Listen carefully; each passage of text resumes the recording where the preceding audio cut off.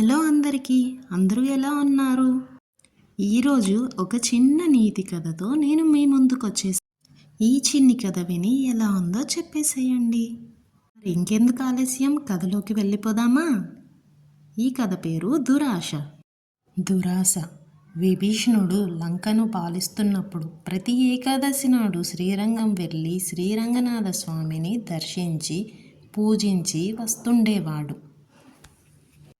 శ్రీరంగనాథ స్వామి ఆలయంలోని అర్చకుడొకడు విభీషణుని రాకపోకలను గమనించాడు. ఎలాగైనా విభీషణుడితో లంకకు వెళ్ళి అపార ధనరాశులను తెచ్చుకోవాలనే ఆశ అతడికి కలిగింది. ఒక ఏకాదశి నాడు ఆ అర్చకుడు విభీషణుడు ఆలయంలోకి రాగానే అతడి పూల బుట్టలో నక్కి దాక్కున్నాడు.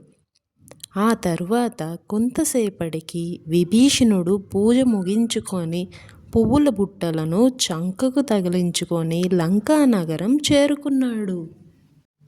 చీమ దూరిన పువ్వుల బుట్టను మోయటం మనిషికి ఎంత సులువో, దానవుడైన విభీషణుడికి మానవుడు దూరిన ఆ పువ్వుల బుట్టను మోయడం అంతే తేలిక. అందుచేత పువ్వుల బుట్టలు దాగిన అర్చకుడి విషయం విభీషణుడికి ఎరుకే లేదు. లంకకు వెళ్ళాక పువ్వుల బుట్టను నేల మీద పెట్టగానే దానిలో నుంచి అర్చకుడు బయటకు వచ్చాడు. అతన్ని చూసి అక్కడున్న దానవులందరూ ఆశ్చర్యపోయారు. తన చుట్టూ గుమ్మికూడిన దానవులను చూడగానే అర్చకుడు భయంతో వణికిపోయాడు. సహజంగానే దయామయుడైన విభీషణుడు నవ్వుతూ, "హోయ్ పూజారి, నీ ధైర్యానికి మెచ్చాను. ఏం కావాలో కోరుకో, ఇప్పిస్తాను" అన్నాడు. విభీషణుడు నవ్వటంతో అర్చకుడికి కాస్త ధైర్యం వచ్చింది. నాలుగు ప్రక్కల పరకాయించి చూశాడు. ఎటుకేసి చూసినా బంగారమే కనిపిస్తుంది. రత్నాలు, ముత్యాలు వీధుల్లో చలువరాళ్లలాగా సర్వసాధారణంగా పడి ఉండడం కనిపించింది. వాటి మెరుపు కాంతితో కళ్ళు చెదురుతున్నాయి.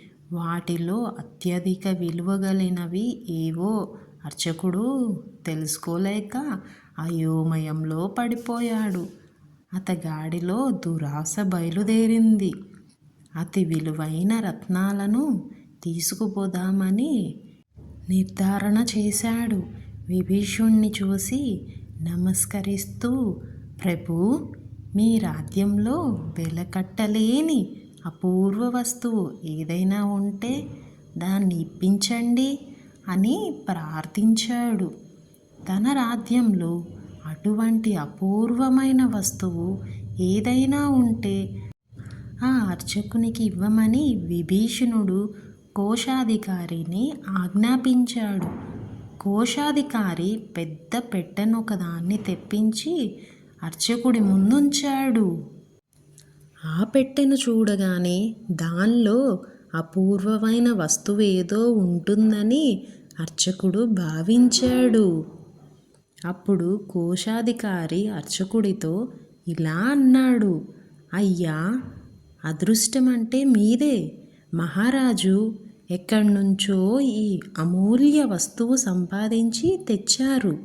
మా రాజ్యంలో కల్లా అపూర్వమైన వస్తువు ఇదొక్కటే. దీనినే మీకు ఇవ్వమన్నారు. నిజానికి మీరు ఎంతో భాగ్యశాలురు. మళ్ళా ఇలాంటి అపూర్వమైన వస్తువును మేం ఎప్పుడు చూస్తామో ఏమో." విచారాన్ని వ్యక్తం చేస్తూ పెట్టెలో సురక్షితంగా దాచిన గుండు సూదిని తీసి బహుజాగ్రత్తగా అర్చకుడి చేతిలో ఉంచాడు.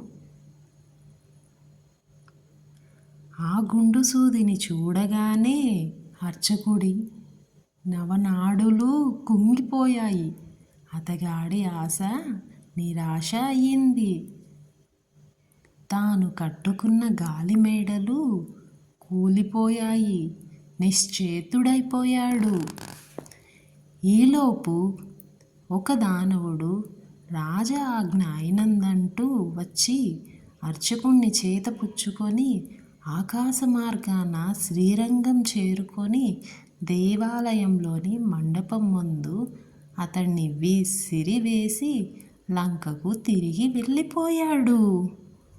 అప్పటికి ఇంకా సూర్యోదయం కాలేదు.